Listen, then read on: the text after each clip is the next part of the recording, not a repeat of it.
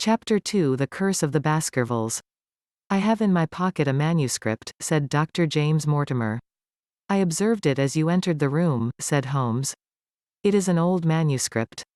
Early 18th century, unless it is a forgery." "How can you say that, sir? You have presented an inch or two of it to my examination all the time that you have been talking. It would be a poor expert who could not give the date of a document within a decade or so. You may possibly have read my little monograph upon the subject. I put that at 1730. The exact date is 1742. Dr. Mortimer drew it from his breast pocket. "This family paper was committed to my care by Sir Charles Baskerville, whose sudden and tragic death some 3 months ago created so much excitement in Devonshire. I may say that I was his personal friend as well as his medical attendant. He was a strong-minded man, sir, shrewd, practical, and as unimaginative as I am myself. Yet he took this document very seriously, and his mind was prepared for just such an end as did eventually overtake him." Holmes stretched out his hand for the manuscript and flattened it upon his knee. "You will observe, Watson, the alternative use of the long s and the short. It is one of several indications which enabled me to fix the date." I looked over his shoulder at the yellow paper and the faded script. At the head was written, Baskerville Hall, and below in large, scrawling figures, 1742. "It appears to be a statement of some sort." "Yes, it is a statement of a certain legend which runs in the Baskerville family. But I understand that it is something more modern and practical upon which you wish to consult me." "Most modern. A most practical, pressing matter, which must be decided within 24 hours. But the manuscript is short and is intimately connected with the affair. With your permission I will read it to you." Holmes leaned back in his chair, placed his fingertips together, and closed his eyes, with an air of resignation. Dr. Mortimer turned the manuscript to the light and read in a high, cracking voice the following curious, old-world narrative. "Of the origin of the Hound of the Baskervilles there have been many statements, yet as I come in a direct line from Hugo Baskerville, and as I had the story from my father, who also had it from his, I have set it down with all belief that it occurred even as is here set forth. And I would have you believe, my sons, that the same justice which punishes sin may also most graciously forgive it, and that no ban is so heavy but that by prayer and repentance it may be removed. Learn then from this story not to fear the fruits of the past, but rather to be circumspect in the future, that those foul passions whereby our family has suffered so grievously may not again be loosed to our undoing. Know then that in the time of the Great Rebellion, the history of which by the learned Lord Clarendon I most earnestly commend to your attention, this manor of Baskerville was held by Hugo of that name, nor can it be gainsaid that he was a most wild, profane, and godless man. This, in truth, his neighbors might have pardoned, seeing that saints have never flourished in those parts, but there was in him a certain wanton and cruel humor which made his name a byword through the West. It chanced that this Hugo came to love, if, indeed, so dark a passion may be known under so bright a name, the daughter of a yeoman who held lands near the Baskerville estate. But the young maiden, being discreet and of good repute, would ever avoid him, for she feared his evil name. So it came to pass that one Michaelmas this Hugo, with 5 or 6 of his idle and wicked companions, stole down upon the farm and carried off the maiden, her father and brothers being from home, as he well knew. When they had brought her to the hall the maiden was placed in an upper chamber, while Hugo and his friends sat down to a long carouse, as was their nightly custom. Now, the poor lass upstairs was like to have her wits turned at the singing and shouting and terrible oaths which came up to her from below, for they say that the words used by Hugo Baskerville, when he was in wine, were such as might blast the man who said them. At last in the stress of her fear she did that which might have daunted the bravest or most active man, for by the aid of the growth of ivy which covered, and still covers, the south wall she came down from under the eaves, and so homeward across the moor, there being 3 leagues betwixt the hall and her father's farm. It chanced that some little time later Hugo left his guests to carry food and drink, with other worse things, perchance, to his captive, and so found the cage empty and the bird escaped. Then, as it would seem, he became as one that hath a devil, for, rushing down the stairs into the dining hall, he sprang upon the great table, flagons and trenchers flying before him, and he cried aloud before all the company that he would that very night render his body and soul to the powers of evil if he might but overtake the wench. And while the revellers stood aghast at the fury of the man, one more wicked or, it may be, more drunken than the rest, cried out that they should put the hounds upon her. Whereat Hugo ran from the house, crying to his grooms that they should saddle his mare and unkennel the pack, and giving the hounds a kerchief of the maids, he swung them to the line, and so off full cry in the moonlight over the moor. Now, for some space the revellers stood agape, unable to understand all that had been done in such haste. But anon their bemused wits awoke to the nature of the deed which was like to be done upon the moorlands. Everything was now in an uproar, some calling for their pistols, some for their horses, and some for another flask of wine. But at length some sense came back to their crazed minds, and the whole of them, 13 in number, took horse and started in pursuit. The moon shone clear above them, and they rode swiftly abreast, taking that course which the maid must needs have taken if she were to reach her own home. They had gone a mile or two when they passed one of the night shepherds upon the moorlands, and they cried to him to know if he had seen the hunt. And the man, as the story goes, was so crazed with fear that he could scarce speak, but at last he said that he had indeed seen the unhappy maiden, with the hounds upon her track. But I have seen more than that, said he, for Hugo Baskerville passed me upon his black mare, and there ran mute behind him such a hound of hell as God forbid should ever be at my heels. So the drunken squires cursed the shepherd and rode onward. But soon their skins turned cold, for there came a galloping across the moor, and the black mare, dabbled with white froth, went past with trailing bridle and empty saddle. Then the revellers rode close together, for a great fear was on them, but they still followed over the moor, though each, had he been alone, would have been right glad to have turned his horse's head. Riding slowly in this fashion they came at last upon the hounds.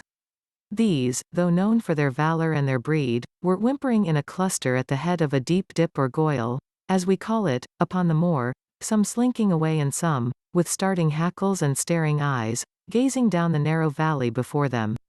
The company had come to a halt, more sober men, as you may guess, than when they started. The most of them would by no means advance, but 3 of them, the boldest, or it may be the most drunken, rode forward down the goyle. Now, it opened into a broad space in which stood 2 of those great stones, still to be seen there, which were set by certain forgotten peoples in the days of old. The moon was shining bright upon the clearing, and there in the center lay the unhappy maid where she had fallen, dead of fear and of fatigue. But it was not the sight of her body, nor yet was it that of the body of Hugo Baskerville lying near her, which raised the hair upon the heads of these 3 daredevil roisterers, but it was that, standing over Hugo, and plucking at his throat, there stood a foul thing, a great, black beast, shaped like a hound, yet larger than any hound that ever mortal eye has rested upon. And even as they looked the thing tore the throat out of Hugo Baskerville, on which, as it turned its blazing eyes and dripping jaws upon them, the 3 shrieked with fear and rode for dear life, still screaming, across the moor. One, it is said, died that very night of what he had seen, and the other 2 were but broken men for the rest of their days. Such is the tale, my sons, of the coming of the hound which is said to have plagued the family so sorely ever since. If I have set it down it is because that which is clearly known hath less terror than that which is but hinted at and guessed. Nor can it be denied that many of the family have been unhappy in their deaths, which have been sudden, bloody, and mysterious. Yet may we shelter ourselves in the infinite goodness of Providence, which would not forever punish the innocent beyond that 3rd or 4th generation which is threatened in Holy Writ. To that Providence, my sons, I hereby commend you, and I counsel you by way of caution to forbear from crossing the moor in those dark hours when the powers of evil are exalted. This from Hugo Baskerville to his sons Roger and John, with instructions that they say nothing thereof to their sister Elizabeth. When Dr. Mortimer had finished reading this singular narrative he pushed his spectacles up on his forehead and stared across at Mr. Sherlock Holmes. The latter yawned and tossed the end of his cigarette into the fire. "Well," said he. "Do you not find it interesting?" To a collector of fairy tales. Dr. Mortimer drew a folded newspaper out of his pocket. "Now, Mr. Holmes, we will give you something a little more recent. This is the Devon County Chronicle of May 14th of this year. It is a short account of the facts elicited at the death of Sir Charles Baskerville, which occurred a few days before that date. My friend leaned a little forward and his expression became intent. Our visitor readjusted his glasses and began. The recent sudden death of Sir Charles Baskerville, whose name has been mentioned as the probable Liberal candidate for Mid-Devon at the next election, has cast a gloom over the county. Though Sir Charles had resided at Baskerville Hall for a comparatively short period, his amiability of character and extreme generosity had won the affection and respect of all who had been brought into contact with him. In these days of nouveau riches, it is refreshing to find a case where the scion of an old county family which has fallen upon evil days is able to make his own fortune and to bring it back with him to restore the fallen grandeur of his line. Sir Charles, as is well known, made large sums of money in South African speculation. More wise than those who go on until the wheel turns against them, he realized his gains and returned to England with them. It is only 2 years since he took up his residence at Baskerville Hall, and it is common talk how large were those schemes of reconstruction and improvement which have been interrupted by his death. Being himself childless, it was his openly expressed desire that the whole countryside should, within his own lifetime, profit by his good fortune, and many will have personal reasons for bewailing his untimely end. His generous donations to local and county charities have been frequently chronicled in these columns. The circumstances connected with the death of Sir Charles cannot be said to have been entirely cleared up by the inquest, but at least enough has been done to dispose of those rumors to which local superstition has given rise. There is no reason whatever to suspect foul play, or to imagine that death could be from any but natural causes. Sir Charles was a widower, and a man who may be said to have been in some ways of an eccentric habit of mind. In spite of his considerable wealth, he was simple in his personal tastes, and his indoor servants at Baskerville Hall consisted of a married couple named Barrymore, the husband acting as butler and the wife as housekeeper. Their evidence, corroborated by that of several friends, tends to show that Sir Charles's health has for some time been impaired, and points especially to some affection of the heart, manifesting itself in changes of color, breathlessness, and acute attacks of nervous depression. Dr. James Mortimer, the friend and medical attendant of the deceased, has given evidence to the same effect. The facts of the case are simple. Sir Charles Baskerville was in the habit every night before going to bed of walking down the famous yew alley of Baskerville Hall. The evidence of the Barrymores shows that this had been his custom. On the 4th of May, Sir Charles had declared his intention of starting next day for London, and had ordered Barrymore to prepare his luggage.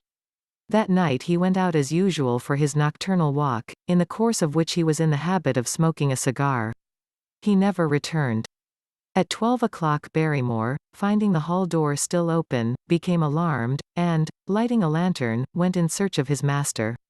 The day had been wet, and Sir Charles's footmarks were easily traced down the alley. Halfway down this walk there is a gate which leads out onto the moor. There were indications that Sir Charles had stood for some little time here. He then proceeded down the alley, and it was at the far end of it that his body was discovered. One fact which has not been explained is the statement of Barrymore that his master's footprints altered their character from the time that he passed the moor gate, and that he appeared from thence onward to have been walking upon his toes. One Murphy, a gypsy horse dealer, was on the moor at no great distance at the time, but he appears by his own confession to have been the worse for drink. He declares that he heard cries, but is unable to state from what direction they came. No signs of violence were to be discovered upon Sir Charles's person, and though the doctor's evidence pointed to an almost incredible facial distortion, so great that Dr. Mortimer refused at first to believe that it was indeed his friend and patient who lay before him, it was explained that that is a symptom which is not unusual in cases of dyspnea and death from cardiac exhaustion. This explanation was borne out by the post-mortem examination, which showed long-standing organic disease, and the coroner's jury returned a verdict in accordance with the medical evidence. It is well that this is so, for it is obviously of the utmost importance that Sir Charles's heir should settle at the Hall and continue the good work which has been so sadly interrupted. Had the prosaic finding of the coroner not finally put an end to the romantic stories which have been whispered in connection with the affair, it might have been difficult to find a tenant for Baskerville Hall. It is understood that the next of kin is Mr. Henry Baskerville, if he be still alive, the son of Sir Charles Baskerville's younger brother. The young man when last heard of was in America, and inquiries are being instituted with a view to informing him of his good fortune. Dr. Mortimer refolded his paper and replaced it in his pocket. Those are the public facts, Mr. Holmes, in connection with the death of Sir Charles Baskerville. I must thank you, said Sherlock Holmes, for calling my attention to a case which certainly presents some features of interest. I had observed some newspaper comment at the time, but I was exceedingly preoccupied by that little affair of the Vatican cameos, and in my anxiety to oblige the Pope I lost touch with several interesting English cases. This article, you say, contains all the public facts? It does. Then let me have the private ones. He leaned back, put his fingertips together, and assumed his most impassive and judicial expression. In doing so, said Dr. Mortimer, who had begun to show signs of some strong emotion, I am telling that which I have not confided to anyone. My motive for withholding it from the coroner's inquiry is that a man of science shrinks from placing himself in the public position of seeming to endorse a popular superstition. I had the further motive that Baskerville Hall, as the paper says, would certainly remain untenanted if anything were done to increase its already rather grim reputation. For both these reasons I thought that I was justified in telling rather less than I knew, since no practical good could result from it, but with you there is no reason why I should not be perfectly frank. The moor is very sparsely inhabited, and those who live near each other are thrown very much together. For this reason I saw a good deal of Sir Charles Baskerville.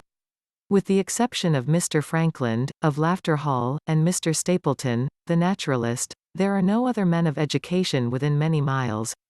Sir Charles was a retiring man, but the chance of his illness brought us together, and a community of interests in science kept us so. He had brought back much scientific information from South Africa, and many a charming evening we have spent together discussing the comparative anatomy of the Bushman and the Hottentot. Within the last few months it became increasingly plain to me that Sir Charles's nervous system was strained to the breaking point. He had taken this legend which I have read you exceedingly to heart, so much so that, although he would walk in his own grounds, nothing would induce him to go out upon the moor at night.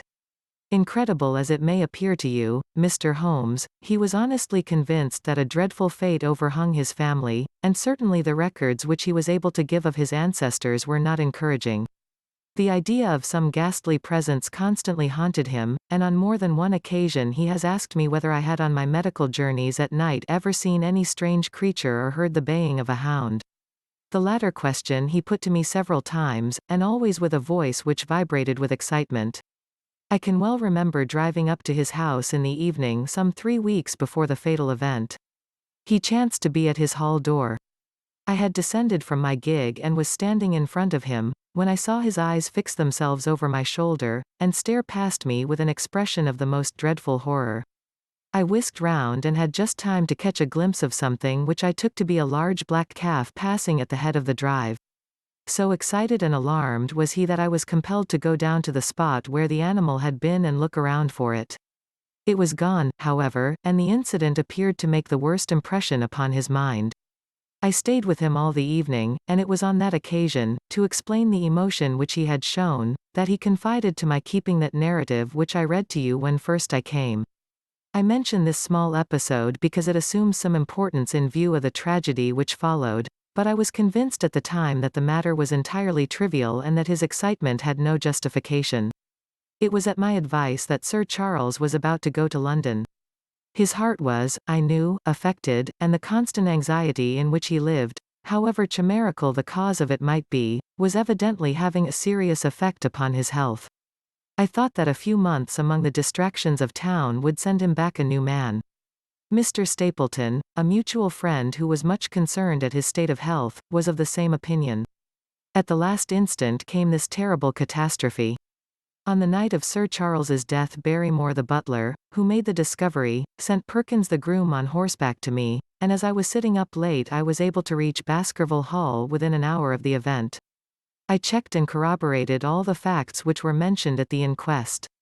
I followed the footsteps down the yew alley, I saw the spot at the moor gate where he seemed to have waited, I remarked the change in the shape of the prints after that point, I noted that there were no other footsteps save those of Barrymore on the soft gravel, and finally I carefully examined the body, which had not been touched until my arrival. Sir Charles lay on his face, his arms out, his fingers dug into the ground, and his features convulsed with some strong emotion to such an extent that I could hardly have sworn to his identity. There was certainly no physical injury of any kind. But one false statement was made by Barrymore at the inquest. He said that there were no traces upon the ground round the body. He did not observe any. But I did, some little distance off, but fresh and clear. Footprints? Footprints. A man's or a woman's? Dr. Mortimer looked strangely at us for an instant, and his voice sank almost to a whisper as he answered, "Mr. Holmes, they were the footprints of a gigantic hound."